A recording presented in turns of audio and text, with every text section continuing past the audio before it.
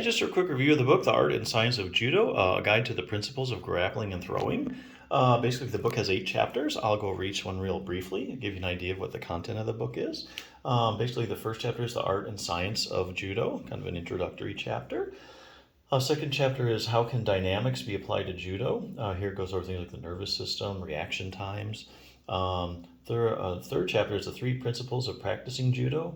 Goes over things like, breaking your opponent's posture, taking advantage of the waist and abdominal region, practicing in a natural position. Chapter 4 is 3 laws of motion.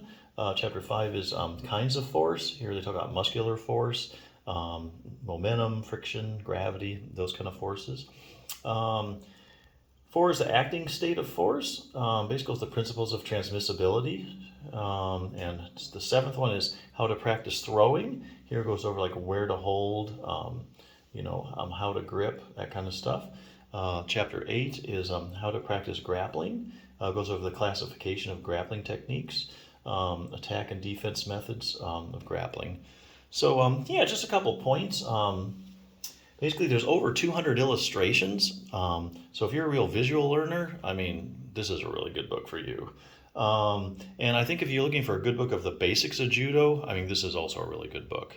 Now, if you do a lot of judo or you start doing it and you have like a lot of shoulder pain, which can really, because you use your shoulders a lot in judo.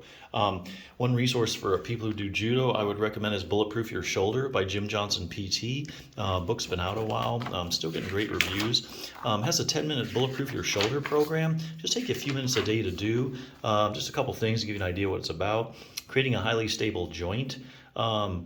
Your shoulder's a very shallow ball and socket joint, which relies heavily on your rotator cuff, to keep it stable. So if that's not real strong, you could start having shoulder trouble.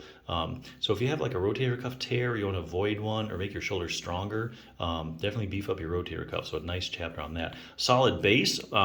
This is an often overlooked part of getting your shoulder stronger. Your shoulder sits on your scapula, which is the base that it works from. So it really goes into some scapular strengthening for your scapular muscles.